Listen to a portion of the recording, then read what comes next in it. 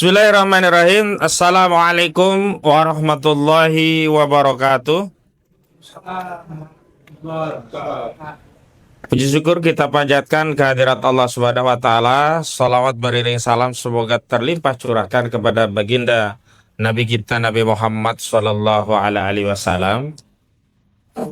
Terima kasih kepada rekan-rekan media yang sudah memenuhi undangan kami, dan hari ini kami sengaja mengadakan konferensi pers terkait statement dari Presiden ke-7 Saudara Joko Widodo yang beberapa waktu yang lalu kembali mengulik soal tuduhan adanya orang besar atau adanya orang yang membackingi perjuangan membongkar kasus ijazah palsu ini. Dan hari ini memang kami menyengaja dalam bentuk somasi terbuka, karena sebelumnya sebenarnya di tanggal 31 Juli 2025 yang lalu kami telah mengirimkan somasi langsung melalui pos begitu, dan ditujukan kepada Saudara Joko Widodo di Solo, juga ditembuskan kepada sejumlah lembaga negara, yang pada pokoknya saat itu kami meminta kepada Saudara Joko Widodo untuk menghentikan tuduhannya. Sebab kalau tetap dilakukan, maka saat itu kami sudah sampaikan akan melakukan upaya hukum baik secara pidana maupun perdata. Dan peristiwa itu terjadi 31 Juli yang merujuk kepada statement Saudara Jokowi di Solo di kediamannya pada 14 Juli 2025 yang lalu. Saat itu Jokowi menyatakan perasaan politiknya ada orang besar di balik kasus ini, sehingga menurutnya kasus ini tidak pernah selesai begitu. Dan saat itu kita tahu ada sejumlah pendukung Joko Widodo yang memberikan indikator yang dimaksud orang besar atau orang yang membackingi saat itu adalah dengan indikator biru begitu. Dan kemudian kita tahu bahwa Partai Demokrat akhirnya memberikan klarifikasi secara terbuka bahwa Partai Demokrat bukanlah orang yang ada di belakang isu ijazah palsu atau di belakang perjuangan ijazah palsu begitu. Dan saat itu juga kami sudah menyampaikan bahwa klien kami baik Roy Suryo, Rizmon Sianipar, Rizal Fadilah dan yang lainnya menegaskan bahwa saat itu kami menegaskan berjuang semata-mata demi bangsa Indonesia, demi mengungkap legasi tentang sejarah bangsa agar tidak ada lagi warisan sejarah yang penuh dengan kotoran begitu, aib bagi generasi selanjutnya. Namun ternyata beberapa waktu yang lalu Saudara Joko Widodo mengulanginya kembali. Saudara Joko Widodo dalam pernyataannya menyebutkan bahwa kasus ini bertahan sampai 4 tahun mustahil kalau tidak ada yang membackingi. Itu yang menjadi statement Saudara Joko Widodo. Lalu statement inilah yang hari ini kami berikan respon dalam bentuk somasi kedua terbuka kepada Presiden ke-7 Republik Indonesia. Siapa yang mendalilkan, dia harus membuktikan. Saudara Joko Widodo harus membuktikan tuduhan adanya backing orang besar di balik kasus ijazah palsu atau segera meminta maaf di hadapan publik. Kami juga perlu tambahkan bahwa kasus ini sebenarnya sederhana, simple. Jadi yang menyebabkan kasus ini terus bergulir itu bukan karena ada atau orang besar yang membackingi kasus ini, tapi lebih kepada karena Saudara Joko Widodo tidak kunjung menunjukkan ijazah yang menurutnya asli kepada publik. Sebenarnya kalau Saudara Joko Widodo segera dan serta-merta menunjukkan ijazahnya di hadapan publik, selesai. Atau yang kedua, Saudara Joko Widodo selalu menyampaikan kepada para pengkritik ijazah ini dengan adagium siapa yang mendalilkan, dia yang harus membuktikan. Dan saat itu sudah ada upaya untuk membuktikan lewat pengadilan. Namun ternyata dalam proses pengadilan, baik yang sifatnya perdata maupun pidana, itu kesemuanya belum masuk pokok perkara. Sehingga pihak-pihak yang menggugat saudara Joko Widodo tidak dapat membuktikan di pengadilan karena berhenti di tengah jalan. Sementara saudara Joko Widodo juga tidak dapat membuktikan atau setidaknya menunjukkan ijazahnya itu di muka pengadilan karena proses persidangannya belum sampai pada materi pokok perkara. Jadi rata-rata semuanya di NU atau dinyatakan tidak dapat diterima karena pertimbangan majelis hakim semuanya menyatakan majelis hakim atau pengadilan tidak berwenang mengadili perkara. Itu yang terjadi di Pengadilan Negeri Jakarta Pusat, Pengadilan Negeri Surakarta, termasuk Pengadilan Negeri Sleman. Misalnya saya tegaskan di perkara yang pertama, ini gugatan yang paling awal itu disampaikan oleh Saudara Bambang Trimulyono dengan nomor perkara 592 garing PDTG garing 2022 garing PNJ KTPST. Ini dicabut oleh Saudara Bambang Trimulyono karena saat itu kemudian Saudara Bambang Trimulyono ditangkap oleh Direktorat Tindak Pidana Cyber Barreskrim Mabes Polri. Alhasil melalui perkara nomor 592 ini belum pernah ada pembahasan pembuktian tentang ijazah saudara Joko Widodo dan saudara Bambang Tri juga belum menunjukkan ijazah itu dalam proses karena berhenti dengan dicabut. Ini adalah sequel yang paling awal kasus ijazah palsu yang masuk ke pengadilan. Kemudian selanjutnya di Pengadilan Negeri Jakarta Pusat juga ada perkara nomor 610 PDTG garing 2023. Setahun kemudian ada gugatan lagi terkait ijazah saudara Joko Widodo di Pengadilan Negeri Jakarta Pusat. Dan sekali lagi kasusnya juga sama. Dinyatakan tidak dapat diterima karena majelis hakim tidak berwenang mengadili perkara. Pak Roy, langsung geser ke sini. Silakan, selamat datang. Gigi, monggo, geseran. Gigi. Enggak, memang sengaja di sini, Pak Roy. Di setting biar langsung. Ya. Mohon maaf. Yes. Izin ya, saya lanjutkan. Terus, harus lanjut. Jadi melalui perkara 610 ini juga belum pernah ijazah saudara Joko Widodo ditunjukkan di pengadilan. Karena ijazah ini belum pernah ditunjukkan pengadilan, itu pula yang memicu ada gugatan-gugatan lainnya. Jadi perkara pertama Bambang Tri, ijazah Joko Widodo tidak pernah ditunjukkan di pengadilan. Perkara yang kedua, itu juga tidak pernah ditunjukkan pengadilan di Pengadilan Jakarta Pusat. Kemudian ada lagi perkara pidana yang memvonis Bambang Tri dan Gus Dur dengan vonis 6 tahun penjara, mulanya karena dianggap terbukti mengedarkan kabar bohong yang menerbitkan keonaran.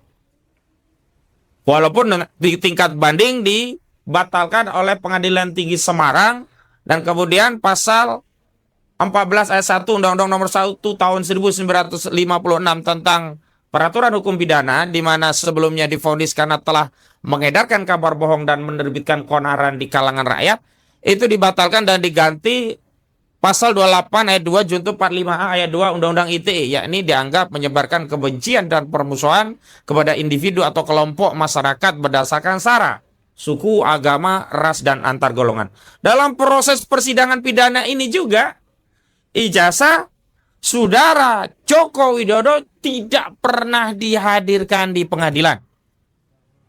Saya lanjutkan.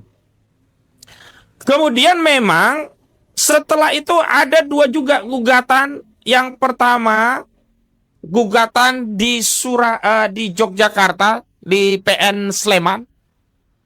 Terus kemudian yang terakhir ada juga gugatan lagi di Pengadilan Surakarta. Pengadilan Negeri Surakarta itu diajukan oleh Pak Muhammad Taufik. Itu juga divonis NU, tidak dapat diterima. Karena hakim lagi-lagi menyatakan tidak berwenang mengadili perkara. Artinya apa? Ijazah saudara Joko Widodo juga belum pernah diperiksa di pengadilan, belum pernah ditunjukkan di pengadilan. Lalu gugatan di Sleman juga berakhir dengan di NU, dinyatakan tidak dapat diterima atau gugur. Alasannya apa? Sama juga. Hakim menyatakan tidak berwenang mengadili perkara. Artinya dalam dua persidangan ini juga ijazah saudara Joko Widodo sebagai sumber kegaduhan utama ini tidak pernah dihadirkan di persidangan. Sebenarnya bisa saja kalaupun tidak dihadirkan di persidangan, secara subjektif saudara Joko Widodo menunjukkan ijazah itu. Dan ini merupakan akar masalah. Kenapa kasus ini berlarut-larut? Bukan karena ada orang besar, tapi karena ijazah itu tidak kunjung ditunjukkan. Andaikan dulu di perkara itu ditunjukkan dan sudah terbukti, maksudnya terbukti bisa dua. Terbukti asli, yang lain juga selesai. Terbukti palsu, saudara Jokowi juga masuk penjara, selesai juga gitu loh. Tapi karena ijazah ini tidak kunjung ditunjukkan, itulah yang memicu kasus ini panjang, yang menurut Jokowi sampai 4 tahun itu karena ada orang besar, ada yang membackingi. Dan lagi-lagi saya membatasi pandangan khusus pada Jokowi. Jadi kami ini tidak sedang mempersoalkan ijazah yang lainnya. Jadi dulu membangun narasi, jangan-jangan bukan ijazah, nanti surat tanah, sertifikat, kemudian KK dipersoalkan. Nah, hari ini ada gugatan lagi yang diajukan terhadap saudara Gibran Rakabuming Raka. Lalu membangun narasi, jangan-jangan nanti Jan Etes juga akan digugat. Nggak ada kaitannya dengan Jan Etes, nggak ada kaitannya dengan kartu keluarga, nggak ada kaitannya dengan surat tanah. Mau saudara Joko Widodo punya tanah seluruh bumi itu milik dia, nggak ada urusannya dengan itu.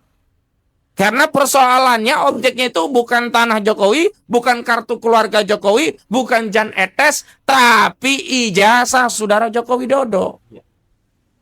Jadi jangan mengalihkan persoalan, membangun narasi metafora seolah-olah yang biang kerok itu orang yang selama ini mengkritik ijazah. Dengan praduga kalaupun ijazah ini sudah dibuktikan, mereka akan cari-cari kesalahan yang lain. Oh tidak, kesalahan yang satu saja ini belum bisa ya dibuktikan oleh Jokowi kebenarannya. Jadi jangan kemudian kami himbau saudara Jokowi membangun narasi, memperluas konflik antar anak bangsa dengan tidak fokus kepada masalah ijazahnya. Lalu kami tegaskan, kan memang latar belakang saudara Jokowi kembali mengulangi narasi ada yang membackingi, ada orang besar, itu kan ada dua ya latar belakangnya. Pertama karena ada gugatan perbuatan melawan hukum terhadap saudara Gibran Rakabuming Raka yang saat ini Wakil Presiden Republik Indonesia di Pengadilan Negeri Jakarta Pusat.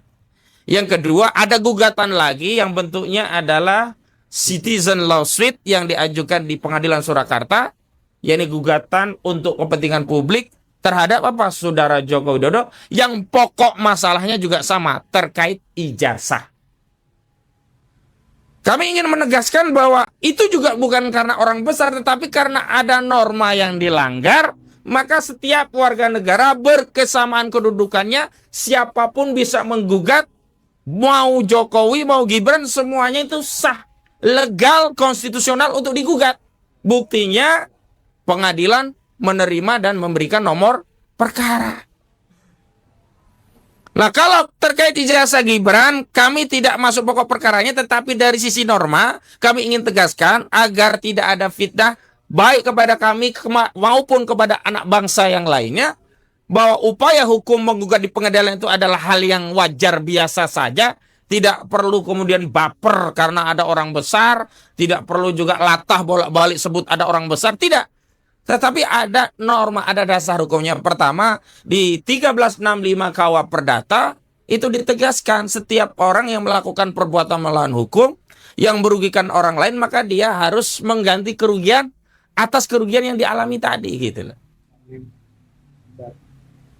Nah, adapun terkait presiden dan wakil presiden, seluruh rakyat bisa saja dirugikan manakala presiden, wakil presiden dalam proses mencalonkan dirinya itu tidak memenuhi syarat atau melakukan perbuatan tercela.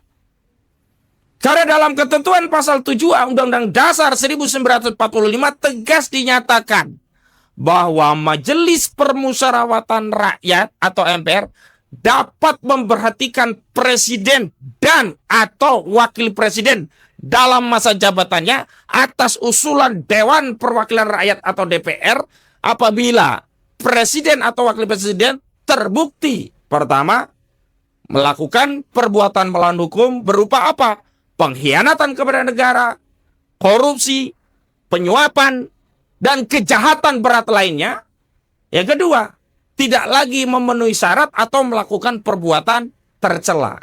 Nah, kita kembali kepada norma pasal 169 huruf R Undang-Undang nomor 7 tahun 2017 tentang pemilu. Atau syarat nomor 18. Karena dalam syarat nomor 18 itu ditegaskan bahwa calon presiden atau wakil presiden itu ya setidaknya berpendidikan SMA atau madrasah aliyah atau SMK atau madrasah aliyah kejuruan dan sekolah lain yang setara begitu loh.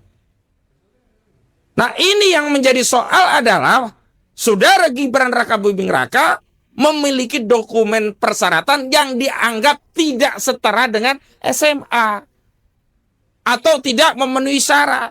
Sementara seorang presiden atau wakil presiden manakala dia tidak memenuhi syarat, maka ini menjadi salah satu syarat yang bisa dijadikan dasar untuk melakukan pemakzulan dengan mengaktifasi ketentuan pasal 7A Undang-Undang Dasar 1945. Maka bapak anak, saudara Joko Widodo dan Gibran ini sama kedudukannya.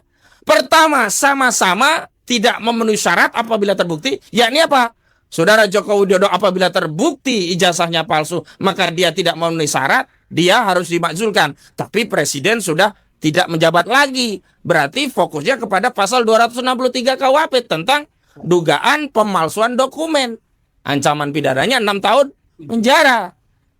Sementara saudara Gibran Rakabuming Raka ini dia tidak memenuhi syarat. Kenapa? Ijazahnya tidak sederajat dengan SMA atau tidak setara atau tidak memenuhi kualifikasi untuk bisa mencalonkan diri. Yang kedua, ini juga melakukan perbuatan tercela. Kenapa? Seseorang mencalonkan diri menjadi presiden dengan ijazah palsu itu kira-kira perbuatan mulia atau tercela? Seseorang yang pakai ijazah yang sebenarnya tidak setara SMA tapi tetap bisa nyalon jadi calon wakil presiden itu mulia atau tercela?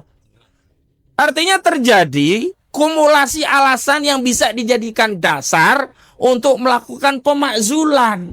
Yakni pertama karena tidak lagi memenuhi syarat, yang kedua karena melakukan perbuatan tercela. Sebenarnya kita masyarakat ini ya tidak perlu sibuk membuat gugatan perbuatan melawan hukum melalui pengadilan. Sepanjang wakil kita yang namanya DPR itu menjalankan fungsinya. Kasus ijazah palsu ini menjadi panjang juga diantaranya karena lembaga-lembaga negara ini tidak bekerja sesuai dengan fungsinya. Misalnya, dugaan pemalsuan ijazah saudara Joko Widodo atau dugaan ijazah palsu sempat kami bawa ke Ketua DPR RI. Saat itu Puan Maharani di sebuah komunikasi publik wawancara menyatakan, ya kalau ada bukti silahkan bawa ke DPR. Begitu kami mau bawa ke DPR, kami malah diusir oleh Pamdal. Terjadi dorong-dorongan saat itu. Artinya kalau saat itu DPR bekerja sesuai kewenangannya, gulirkan hak angket, melakukan penyelidikan. Kalau DPR saat itu punya kewenangan manggil presiden, saudara presiden, datang ke DPR, aku mendengar rakyatmu ada membicarakan ijazahmu. Katanya rakyatmu mengatakan ijazahmu palsu, tolong tunjukkan ijazahmu. Tunjukkan asli, selesai. Tapi kalau saat itu ditunjukkan ternyata palsu, majulkan saat itu, selesai juga. Jadi bukan karena ada orang besar, karena ijazah ini nggak pernah dimunculkan. Jadi janganlah buruk muka cermin dibelah. Buruk kelakuan saudara Joko Widodo, kami yang dipecah belah. Kami yang dituduh ada orang besar. Nanti Pak Roy bisa menceritakan, ada tidak orang besar. Saya saja kuasa hukum tersinggung, apalagi prinsipal. Nanti Bang Rizal Fadilah sebagai aktivis juga bercerita, ada nggak orang besar? Setahu saya Bang Rizal nggak gede-gede amat, biasa aja gitu loh. Nah ini yang perlu kami sampaikan agar apa? Kita ini sebenarnya sedang mendidik ya masyarakat kita, rakyat kita untuk bertindak sebagai orang yang punya narasi kebangsaan, orang yang punya sikap negarawan, yang jujur, tidak ada dusta, tidak membuat narasi yang menuduh. Sekali lagi saya ingatkan, kalau dulu kita selalu kan, siapa yang mendalilkan dia harus membuktikan. Sekarang kami balik, siapa yang mendalilkan dia yang harus membuktikan. Saudara Jokowi sudah mendalilkan ada orang besar di balik perjuangan terkait ijazah palsu sampai 4 tahun lebih. Karena itu saudara Joko Widodo harus membuktikan dalil-dalil tuduhannya. Iya. Ya kan? Jadi sekali lagi itu sebagai pengantar, nanti akan kami bacakan pernyataan lengkap. Setelah itu nanti ada beberapa pandangan dari Pak Roy, Pak Rizal Fadila juga yang lainnya berkaitan dengan respon kami terhadap kasus ini. Dan memang mohon maaf mungkin kita nanti akan batasi maksimal pukul 5 karena memang ada akad lain terkait ruangan begitu ya. Baik, saya akan bacakan. Bismillahirrahmanirrahim. Somasi kedua terbuka kepada Presiden ke-7 Republik Indonesia. Siapa yang mendalilkan, dia harus membuktikan. Saudara Jokowi harus membuktikan tuduhan ada backing orang besar di balik kasus ijazah palsu atau segera meminta maaf di hadapan publik. Sebagaimana diketahui, Presiden ke-7 Republik Indonesia, Saudara Joko Widodo, secara terbuka menyebut ada sosok yang membackingi kasus ijazah palsu yang membelit dirinya. Dia berdalih, kasus ini tidak akan bernafas panjang bergulir lama hingga 4 tahun jika tidak ada yang membackup pada 12 September yang lalu. Pernyataan ini merupakan repetisi tuduhan yang pertama kali pernah disampaikan Jokowi di Solo pada 14 Juli 2025 yang lalu, yang juga telah menuduh ada orang besar di balik kasus ijazah palsu Jokowi. Berkenaan dengan hal itu, kami, tim advokasi anti kriminalisasi akademisi dan aktivis, selaku kuasa hukum Roy Suryo dan kawan-kawan, menyampaikan bantahan sekaligus mensomer Saudara Joko Widodo dengan dalil-dalil dan tuntutan sebagai berikut. Pertama, berlarutnya kasus ijazah palsu Jokowi hingga bertahun-tahun bukanlah karena ada orang besar yang membackingi. Kasus ini tak kunjung tuntas karena ijazah Saudara Joko Widodo tak pernah kunjung ditunjukkan kepada publik, baik melalui pengadilan maupun di luar pengadilan. 2 gugatan kasus ijazah palsu di Pengadilan Negeri Jakarta Pusat, yang pertama dengan nomor perkara 592, berakhir karena Bambang Tri mencabut gugatan setelah dirinya ditangkap. Sementara gugatan kedua dengan nomor 6110/2023 diputus tidak dapat diterima karena majelis hakim menyatakan tidak berwenang mengadili perkara. Gugatan di Pengadilan Negeri Sleman nomor perkara 106/2025 dan di Pengadilan Negeri Surakarta dengan nomor 99 PDT 2025, keduanya dinyatakan gugur dengan alasan yang sama, yakni majelis hakim menyatakan tidak berwenang mengadili perkara. Dalam sejumlah gugatan perdata, karena seluruh perkara dihentikan dalam tahap eksepsi dan belum pernah masuk pada pokok perkara, maka belum pernah terjadi pemeriksaan bukti, termasuk belum pernah diperlihatkan dan diperiksa ijazah asli Saudara Joko Widodo di persidangan. Adapun perkara pidana yang menjerat Bambang Tri dan Gus Nur dengan vonis 6 tahun penjara di Pengadilan Negeri Surakarta, sepanjang pemeriksaan perkara dalam persidangan, ijazah asli Jokowi tidak pernah dihadirkan. Sehingga dalam pembuktian sidang secara pidana, ijazah Jokowi juga tidak pernah dibuktikan asli. Oleh karena itu, yang menjadi dasar banyak elemen rakyat kembali menggugat ijazah Jokowi, hingga yang terakhir dalam bentuk citizen lawsuit, gugatan untuk kepentingan publik di Pengadilan Negeri Surakarta, adalah karena ijazah Saudara Jokowi hingga saat ini tidak pernah dihadirkan di persidangan, bukan karena ada orang besar atau ada yang membackup kasus ini. Sementara Saudara Jokowi sendiri tidak pernah mau berinisiatif menunjukkan ijazahnya kepada publik untuk mengakhiri polemik ijazah palsu miliknya. Sehingga dapat disimpulkan justru Saudara Jokowi sendirilah yang membuat kasus ini berlarut-larut karena tak kunjung menunjukkan ijazahnya, bukan karena ada orang besar atau ada yang membackup kasus ini. Kedua, tujuan sejumlah elemen anak bangsa menggugat ijazah Jokowi adalah untuk memastikan apakah Republik ini pernah dipimpin oleh seorang presiden hingga periode jabatan 10 tahun dengan ijazah palsu. Selain itu, untuk menghentikan kejahatan pemalsuan dokumen berupa ijazah jika nantinya dapat dibuktikan palsu.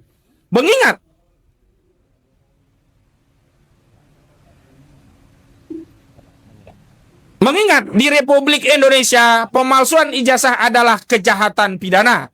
Karena itu siapapun yang memalsukan ijazah, menggunakan ijazah palsu, mendukung, melindungi, dan atau menutupi kejahatan ijazah palsu, semuanya adalah pelaku kejahatan yang harus diseret ke muka pengadilan. Adapun motifnya untuk membersihkan legasi sejarah bangsa Indonesia dari tuduhan pernah dipimpin presiden berijazah palsu. Kami juga tidak ingin mewariskan aib ijazah palsu ini kepada generasi selanjutnya. Ketiga, adapun terkait ijazah saudara Gibran Rakabuming Raka yang digugat karena diduga tidak memenuhi syarat untuk maju pilpres sebagaimana diatur dalam pasal 169 huruf R Undang-Undang Nomor 7 Tahun 2017 tentang Pemilu, maka kami berpandangan jika hal ini terbukti, DPR dapat segera mengaktifasi ketentuan pasal 7A Undang-Undang Dasar 1945 karena tidak memiliki ijazah yang setara dengan SMA terkategori tidak memenuhi syarat dan merupakan perbuatan tercela disebabkan telah melakukan pembohongan publik. Sehingga alasan tidak lagi memenuhi syarat dan melakukan perbuatan tercela dapat dijadikan dasar untuk melakukan pemakzulan terhadap Wakil Presiden Republik Indonesia, Saudara Gibran Rakabuming Raka. Keempat, kami mulanya mengapresiasi Saudara Joko Widodo yang semula tak lagi mengedarkan tuduhan ada orang besar di balik kasus ijazah palsu sejak kami kirim somasi pertama pada tanggal 31 Juli 2025 yang lalu. Namun pernyataan Jokowi yang menyebut ada sosok yang membekengi kasus ijazah palsu yang membeli dirinya pada tanggal 12 September 2025 menjadi dasar bagi kami untuk kembali melayangkan somasi kedua secara terbuka melalui konferensi pers ini. Terakhir, kami meminta Saudara Jokowi untuk membuktikan tuduhannya. Karena siapa yang mendalilkan, dia harus yang membuktikan. Jika Jokowi tak bisa membuktikan tuduhannya, maka Saudara Jokowi harus segera meminta maaf.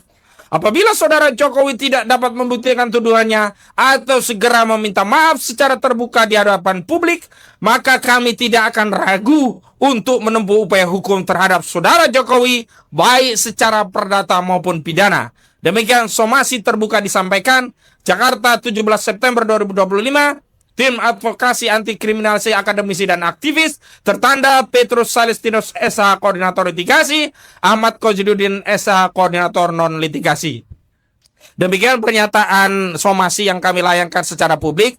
Selanjutnya untuk memastikan bahwa tidak ada orang besar, ada representasi aktivis dan tokoh akademisi yang juga terlibat dalam kasus ijazah palsu untuk menjelaskan sejatinya ada apa dan mungkin saja nanti akan ada kritik yang disampaikan balik terhadap Saudara Joko Widodo. Pertama, kepada Bung Rizal Fadilah dipersilakan. Saya dulu ya. Iya, Assalamualaikum warahmatullahi wabarakatuh. Waalaikumsalam. Terima kasih Bang Ozin sebagai koordinator tim non litigasi, tim advokasi anti kriminalisasi akademisi dan aktivis.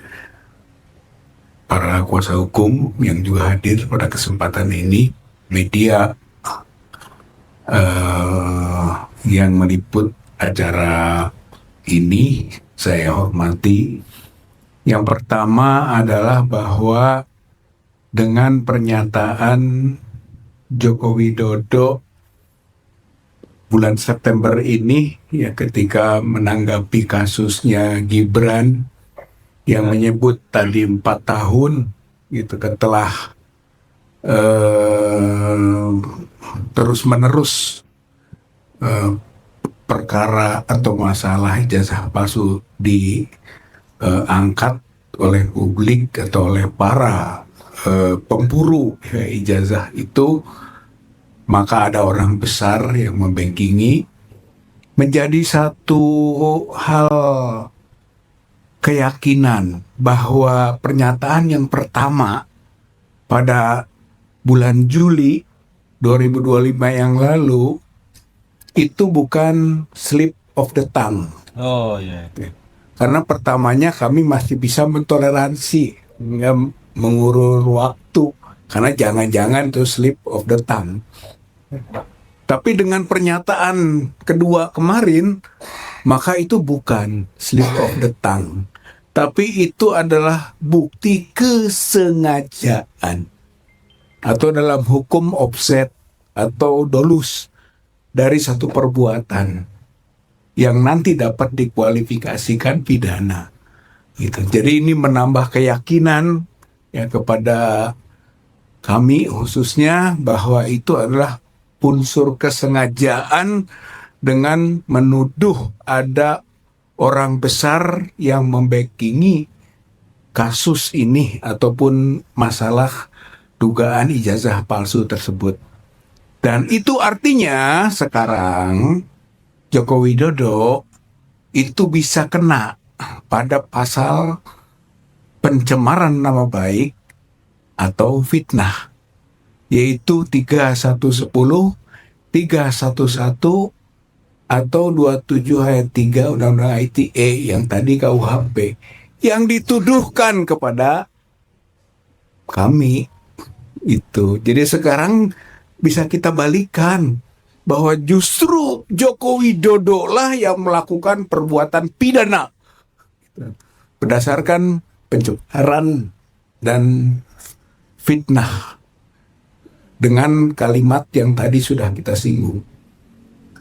Kemudian saya sebagai prinsipal tentu saja memberi kesaksian dan penegasan pernyataan bahwa sejak mulai adanya pengaduan melalui proses perdata di Pengadilan Negeri Jakarta Pusat yang kemudian mengadukan pengaduan masyarakat di Bareskrim, Mabes Polri, lalu juga datang ke Jogja dan ke Solo, ke tempat kediamannya Pak Jokowi, dan proses-proses berikutnya itu menyatakan tidak ada orang besar yang membackingi.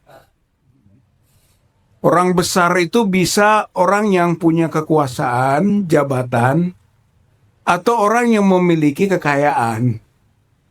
Itu bisa ditegaskan, dinyatakan, dibuktikan, disaksikan, bahkan jika perlu di bawah sumpah, bahwa itu tidak ada. Dengan pernyataan tidak ada ini, maka Joko Widodo telah melakukan pencemaran nama baik dan fitnah. Saya kira ini poin utamanya. Berikutnya adalah bahwa sampai saat ini Joko Widodo tidak bisa membuktikan ijazahnya asli. Jadi bukan soal konteks kita tidak bisa membuktikan ijazahnya palsu. Kalau dugaan kepalsuan sudah banyak bukti-bukti. Sudah banyak kajian-kajian ilmiah yang telah disampaikan kepada publik tentang indikasi ijazah Joko Widodo palsu. Tapi yang sama sekali tidak bisa dibuktikan oleh Joko Widodo adalah ijazahnya asli. Karena ijazahnya asli tidak bisa dibuktikan, maka dugaan ijazah palsu sampai kapanpun masih berlaku. Masih berlaku dan tidak bisa disalahkan. Dan kalau itu dimasukkan ke proses hukum, itulah namanya kriminalisasi. Karena dengan tidak bisa dibuktikan ijazah Joko Widodo itu asli, maka dugaan ijazah itu palsu berlaku dan rakyat Indonesia berhak menetapkan itu dan berhak menduga itu. Bukan hanya segelintir orang saja, kelompok saja, para pencari kebenaran, kejujuran, keadilan saja, seluruh rakyat Indonesia berhak untuk menyatakan dan menduga ijazah Joko Widodo itu palsu. Karena sampai sekarang tidak bisa dibuktikan. Dan Jokowi tidak bisa membuktikan bahwa ijazahnya asli. Nah, selanjutnya adalah bahwa dengan somasi ke-1, somasi kedua, berikutnya tadi sudah sampaikan oleh Ketua Tim Non-Litigasi Pak Hozainuddin bahwa tuntutannya klarifikasi. Tidak bisa klarifikasi, minta maaf. Tidak dilakukan itu, ya sudah, kami akan melakukan langkah hukum sebagai konsekuensinya. Kalau dicemarkan nama baik dan difitnah, maka kita bisa melaporkan secara pidana Joko Widodo telah melakukan tindak pidana, yaitu pencemaran nama baik dan fitnah. Oleh karenanya, itu menjadi potensi ke depan yang dalam waktu mungkin entah 1 hari, 2 hari, seminggu, atau jangan terlalu lama, kita akan segera laporkan itu. Sebagai bukti kita serius menghadapi ketidakjujuran, ketidakadilan, manipulasi, kebohongan dari Joko Widodo yang berkaitan dengan dokumennya itu. Mudah-mudahan upaya ini dimudahkan Allah Subhanahu wa Ta'ala, sekaligus menjadi nanti bukti bahwa memang Presiden Republik Indonesia yang bernama Joko Widodo itu adalah pendusta, pembohong, dan telah merusak citra bangsa Indonesia. Sekarang tambah lagi dengan putranya Gibran yang juga dipermasalahkan dokumennya. Oleh karena itu, prinsip perjuangan kita adalah adili Jokowi, makzulkan Gibran. Adili Jokowi, makzulkan Gibran.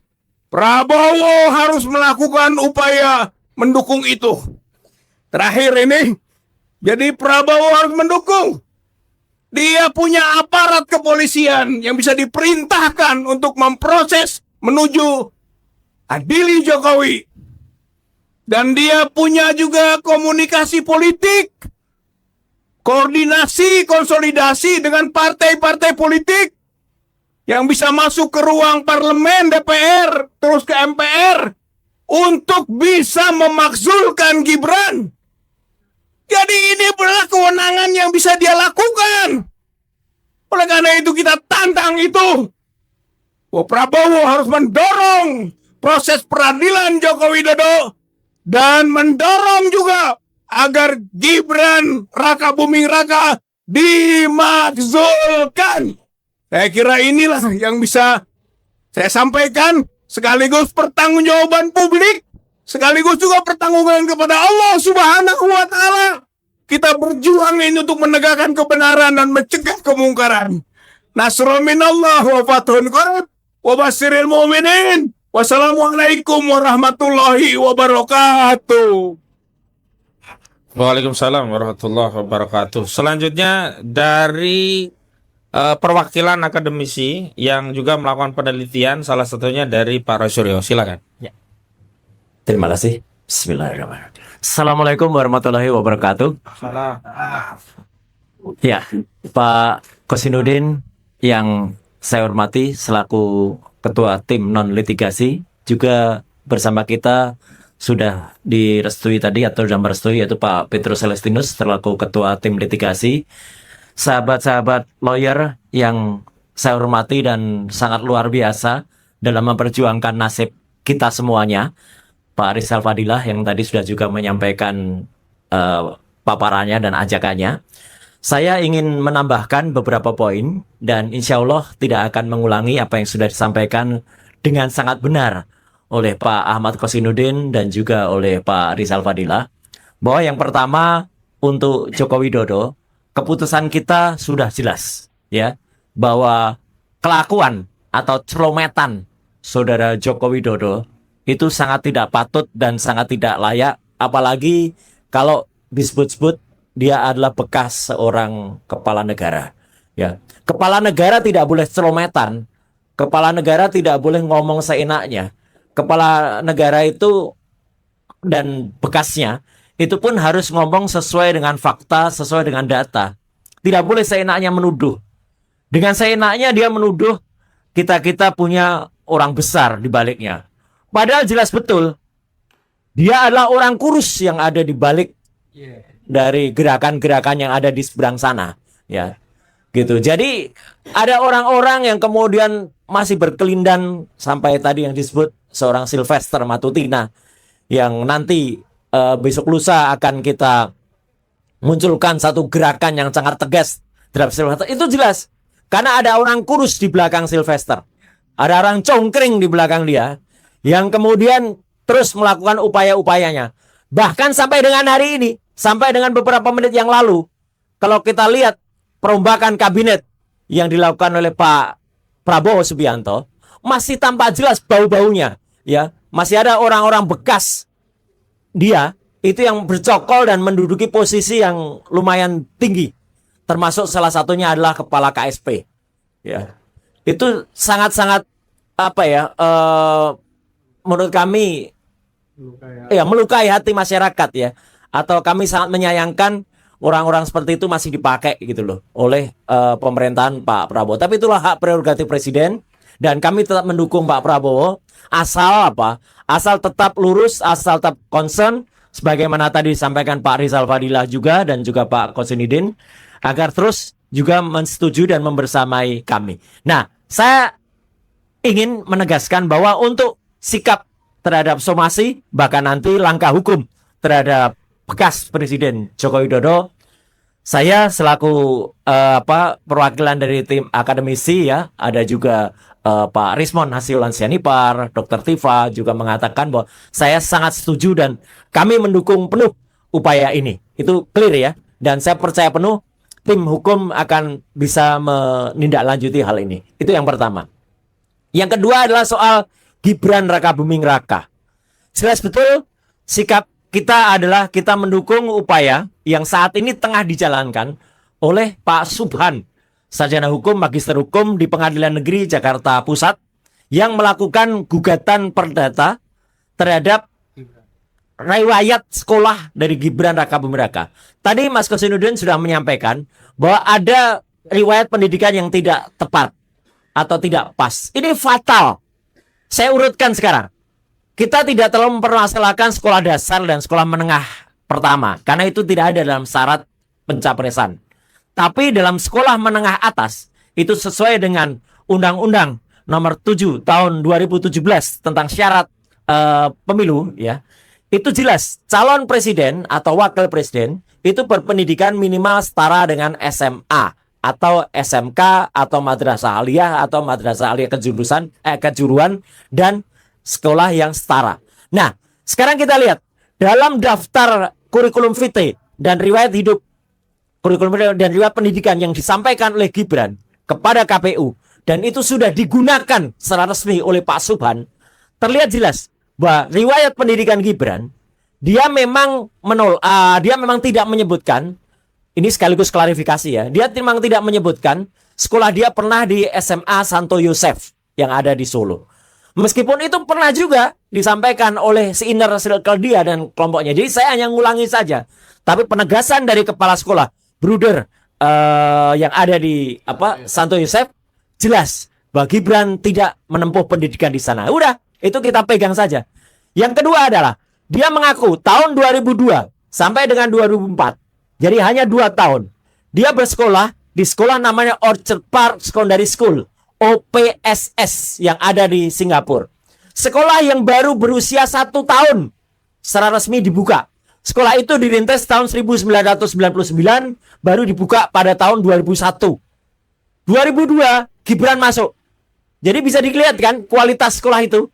Sekolah yang belum meluluskan, tiba-tiba Gibran masuk ke sana hanya selama 2 tahun. Dan setelah itu, pada tahun 2004, pada lembar kurikulum vitae, dituliskan Gibran kuliah di UTS, University Technology of Sydney.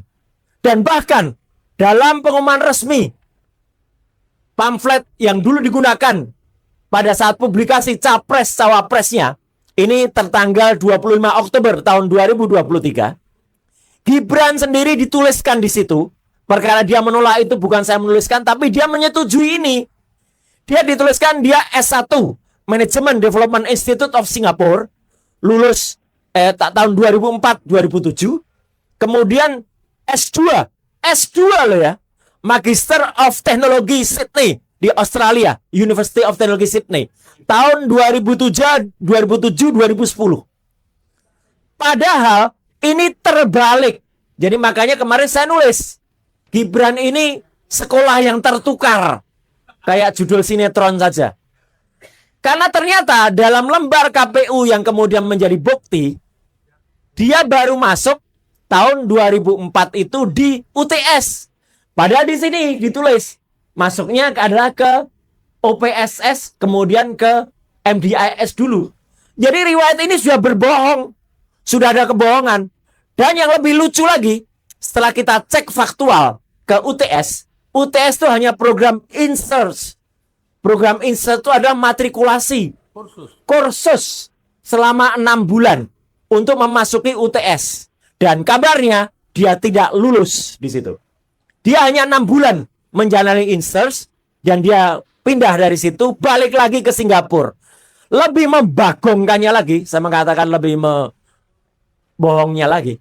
Timbul surat keterangan dari Dirjen Dikdasmen ditandatangan oleh Sesdirjen, namanya Dr. Sutanto, sarjana hukum, pada tahun 2019.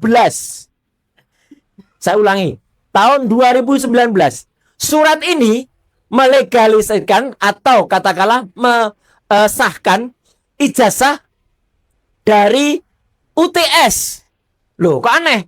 UTS hanya 6 bulan. Tapi surat ini menegaskan pendidikan di UTS itu setara dengan grade 12 untuk sekolah. Artinya grade 12 itu setara SMA. Masuk akal tidak? Sebuah sekolah 6 bulan disetarakan dengan SMA. Harusnya surat ini mesetarakan pendidikan yang di OPSS, yang di Orchard Park Secondary School. OPSS-nya tidak ada surat lulusnya. Kemudian justru yang 6 bulan malah dapat surat lulus ini. Dan ini surat lulus ini tahun 2006 keluarnya. Tapi baru legalisasikan tahun 2019. 13 tahun legalisasinya dari tahun 2006. Jadi ini kebalik. Bahkan kemudian ijazah yang ada di MDIS ya, di institut yang ada di Singapura, itu kemudian di Management Development Institute yang ada di Singapura, itu kemudian keluarnya dari institut atau university namanya Bradford di UK. Ada surat sejenis. Mohon maaf, saya lupa menyampaikannya. Bentuknya seperti ini, tapi bukan ini ya. Ini saya sejenis saja. Nah, minimal seperti ini bentuknya. Itu dari keputusan Dirjen Pembelajaran dan Kemahasiswaan atau Belawa, yang menegaskan lulusan Gibran itu dikatakan setara dengan BSc, Bachelor of Science, dari University of Bradford, tapi ditulisnya negaranya Singapura. Salah suratnya. University of Bradford itu adanya di UK, di United Kingdom, adanya di Inggris. Itu ditulis di Singapura. Jadi surat sejenis ini, tapi bukan ini, ya. Tapi ada suratnya persis. Saya pertanggungjawabkan statement saya ini. Suratnya ada. Saya udah pegang, hanya tadi salah bawa, ya. Artinya apa? Artinya clear betul bahwa Belawa itu juga salah. Jadi ada surat 2 penyetaraan yang salah. Yang salah SMA-nya, yang harusnya itu yang disetarakan adalah yang ada di Singapura, tapi yang disetarakan malah yang di Australia. Sedangkan surat dari Belawanya itu yang ada adalah justru dari UK, padahal dia tidak pernah sekolah di UK. Dan teman-teman, kalau mau cari ijazah yang ditunjukkan oleh Gibran tuh gampang. Mau buat, nih contohnya. Tidak harus pasar pramuka. Silakan masuk ke website namanya fakediploma.com. Anda bisa buat ijazah yang sama seperti yang ditunjukkan Gibran. Persis sama. Artinya apa? Gampang kalau mau ngeprint ijazah kayak gitu yang ditunjukkan itu. Jadi sekaligus di sini kita mendukung penuh upaya dari Pak Subhan. Karena apa? Gibran ini sudah bisa dikatakan sebagai aib nasional. Nih, saya tunjukkan kaosnya. Nah, Ya jelas. Fufu Fafa adalah aib nasional. Tidak layak dia disebut sebagai wakil presiden kita. Ya, Fufu Fafa adalah aib nasional. Nah, ini. Siapa Fufu Fafa? Ya ini, background ini. Saya nggak menunjuk orang loh ya. Saya hanya bilang Fufu Fafa. Ya. Kalau Fufu Fafa, wah ada yang marah. Lah, berarti dia ngaku kalau dia Fufu Fafa. Ya. Tapi Fufu Fafa itu bisa kita wujudkan dalam pewayangan namanya Petruk ini.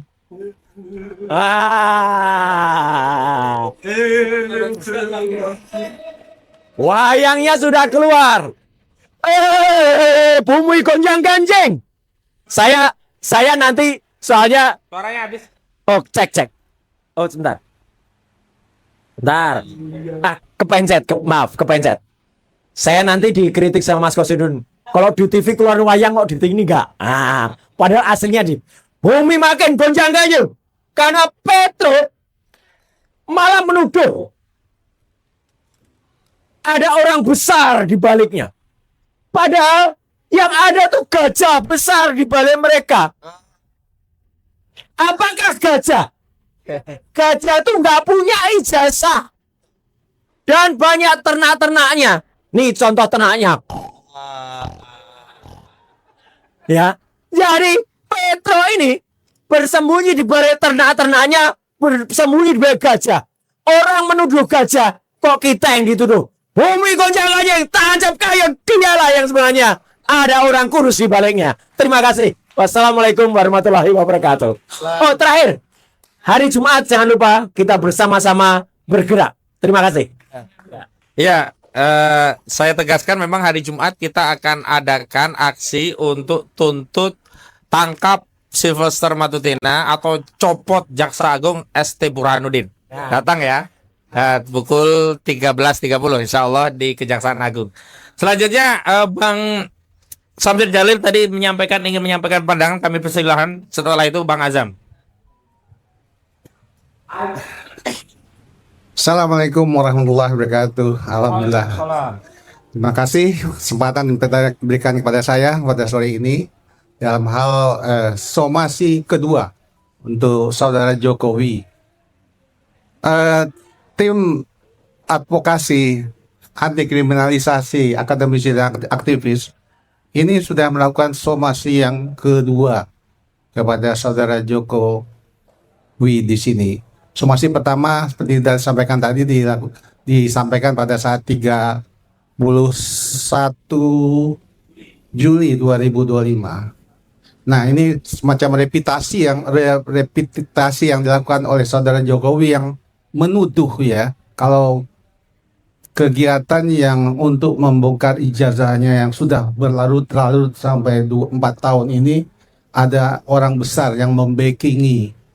Ya tentunya kami di sini merasa sangat menyayangkan ucapan dari mantan Presiden Republik Indonesia yang ke-7 ini. Karena biar gimana pun beliau adalah mantan Presiden negara Republik Indonesia. Yang tentu kita harapkan walaupun dia sudah selesai dalam tugasnya, dia memberikan ucapan atau pernyataan-pernyataan yang sesuai, yang tidak sembarang menuduh.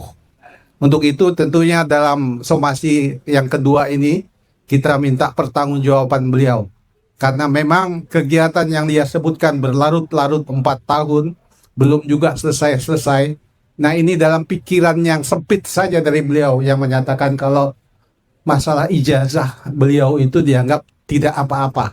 Padahal sebenarnya masalah ijazah seorang presiden ini kita harus membuktikan betul-betul bahwa mereka para presiden ini membuktikan bahwa mereka punya jati diri yang kuat, baik, yang menjadi catatan sejarah bagi generasi berikutnya.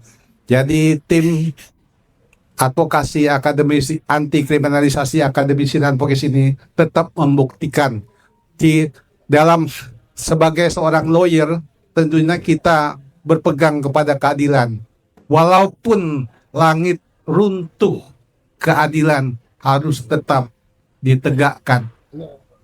Jadi 4 tahun itu belum apa-apa.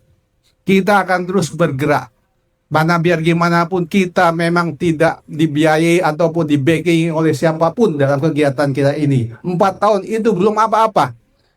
Kita akan lakukan terus sampai bisa membuktikan bahwa Presiden Republik Indonesia ke-7 ini benar-benar memiliki ijazah, atau malah Presiden Republik Indonesia yang ke-7 ini tidak memiliki ijazah, sehingga generasi berikutnya sadar kalau ijazah itu adalah dibuktikan, kalau diperlukan, sehingga mereka tidak menganggap buat apa sekolah capek-capek kalau beli aja ijazah bisa jadi presiden.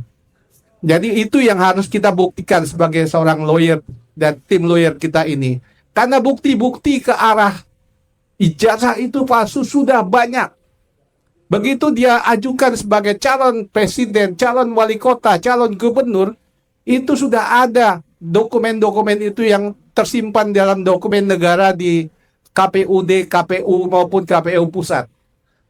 Setelah ditelusuri oleh teman-teman kita, dapat dibuktikan di KPUD Solo, KPUD DKI, KPU pusat di Jakarta, bukti ijazah Jokowi yang telah dilegalisir untuk mengantar dirinya menjadi calon presiden itu raib.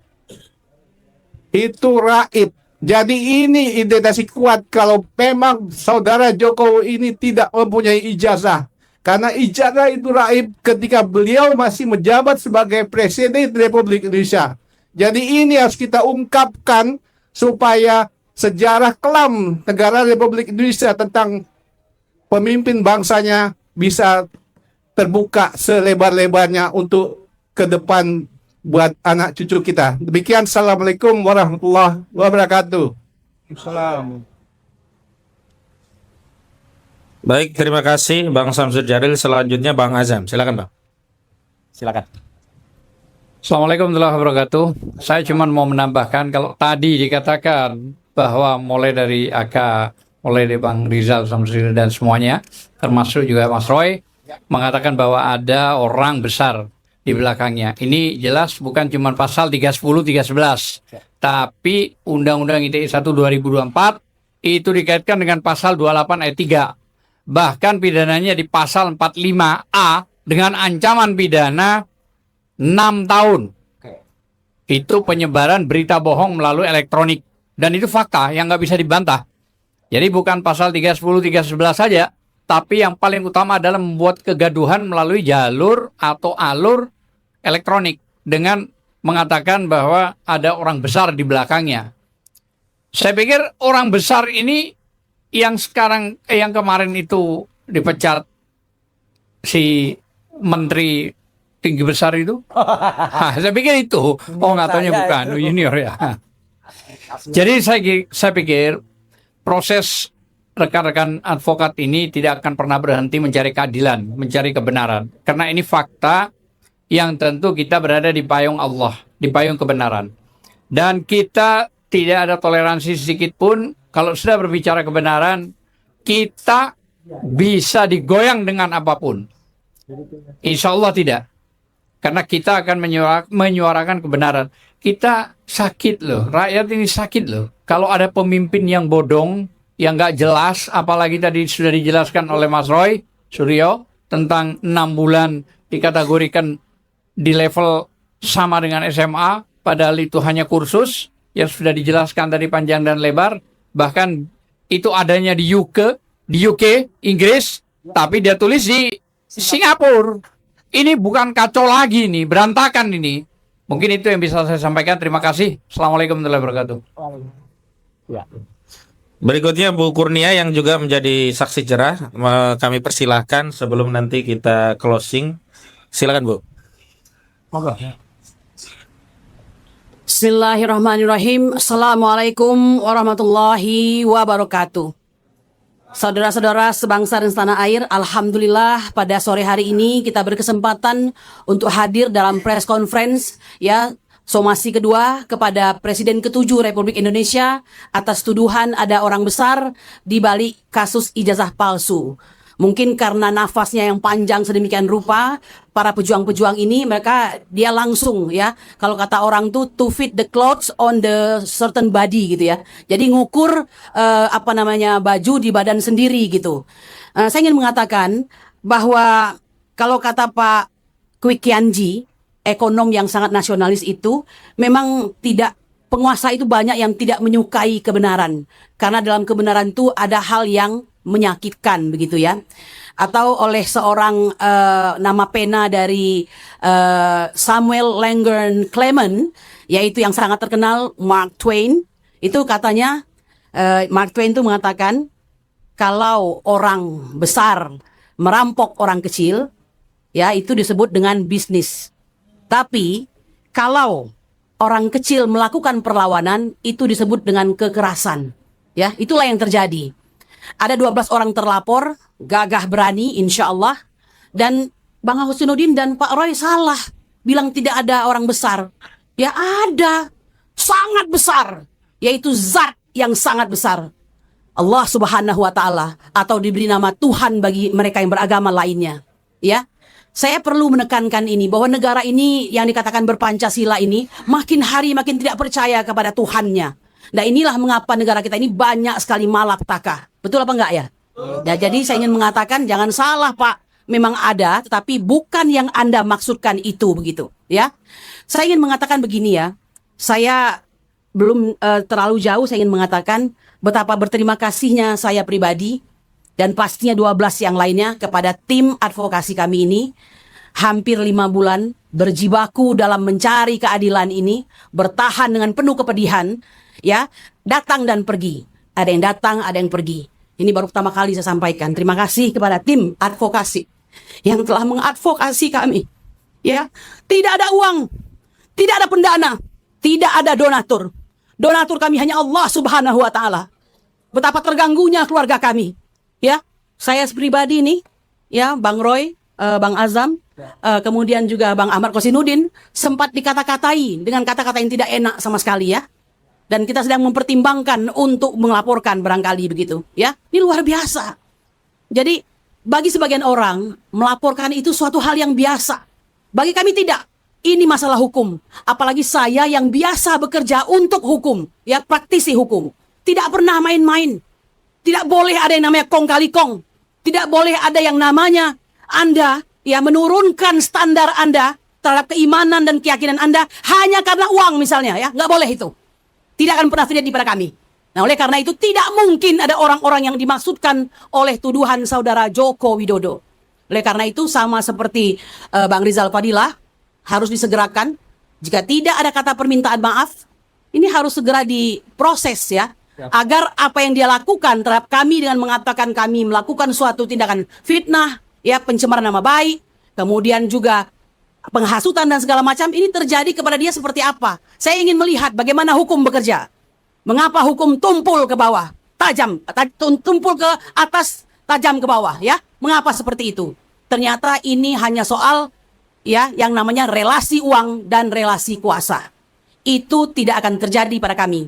Lebih daripada itu kami mengatakan jangan pernah menuduh hanya karena ingin mengalihkan isu bahwa negara ini pada hari ini oleh World Bank dikatakan sebagai negara dengan tingkat kemiskinan hampir 195 juta. Ya, hanya karena apa? Karena tingkat belanjanya $115. Sementara BPS mengatakan bahwa kita telah menurun kemiskinannya menjadi 24 juta orang. Ya, karena apa? Karena belanjanya mampu belanja di atas 21.250 rupiah. Jadi itu banyak sekali isu-isu, maka jangan jadikan ijazah palsu ini untuk mengalihkan isu, ya. Lebih daripada itu, betapa banyak pajak yang diembankan kepada rakyat ini. Ya, mau beli pulsa pajak, ya, beli rumah pajak, beli mobil pajak, semua pajak. Padahal negara ini kaya dengan tambang, nikel, tembaga dan sebagainya. Ya, betapa banyak pajak rakyat ini. Meski Rasulullah mengatakan tempatnya di neraka bagi pemimpin yang memajak rakyatnya. Jadi jangan jadikan semua kekurangan itu dialihkan kepada ijazah palsu. Ya, demikian yang bisa saya sampaikan. Kami memohon kepada Allah Subhanahu wa taala agar memberikan keamanan bagi bangsa ini dan bagi negara ini. Dan bagi mereka yang berniat jahat, ya Rob, mohon ya Allah, Engkau timpakan saja semua tipu daya itu kepada mereka dan kembalikan kepada mereka. Subhana rabbika rabbil izzati amma yasifun wa salamun alal mursalin walhamdulillahirabbil alamin. Assalamualaikum warahmatullahi wabarakatuh. Merdeka. Terima kasih.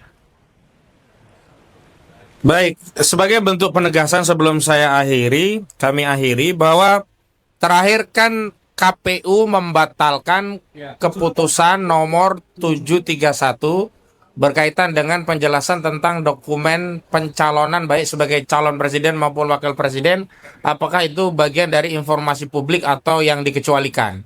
Mulanya melalui keputusan itu ada 16 item dokumen-dokumen pencalonan dianggap dikecualikan, hanya bisa diberikan kepada publik sepanjang ada persetujuan dari pemiliknya.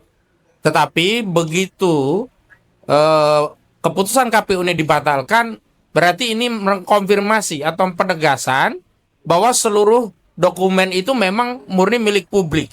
Dan dalam kasus saudara Joko Widodo, artinya ijazah saudara Joko Widodo itu ijazah domainnya publik, karena pernah dijadikan sebagai syarat pencalonan seorang calon presiden. Dan ada lagi dalih bahwa itu dokumen yang sifatnya private, itu adalah dokumen publik. Ini yang menurut saya menarik. Awalnya keputusan ini ingin menjadi bungker ya, atau dijadikan sarana bungker untuk menyembunyikan ijazah calon presiden dan calon wakil presiden. Tetapi karena netizen, juga karena kekuatan kritik masyarakat, walaupun dalih Afiduddin ya, ketua KPU katanya mendapat masukan, bukan masukan, mendapat celaan, ya komplain, mendapat apa? Amukan atau takut dinepalkan mungkin ya. Nah, jadi saya kira keputusan KPU itu menegaskan bahwa kita semua punya hak untuk minta kepada saudara Joko Widodo untuk menunjukkan ijazahnya. Begitu ya. Baik, sekali lagi kami ucapkan terima kasih kepada seluruh media. Terima kasih juga buat seluruh tim.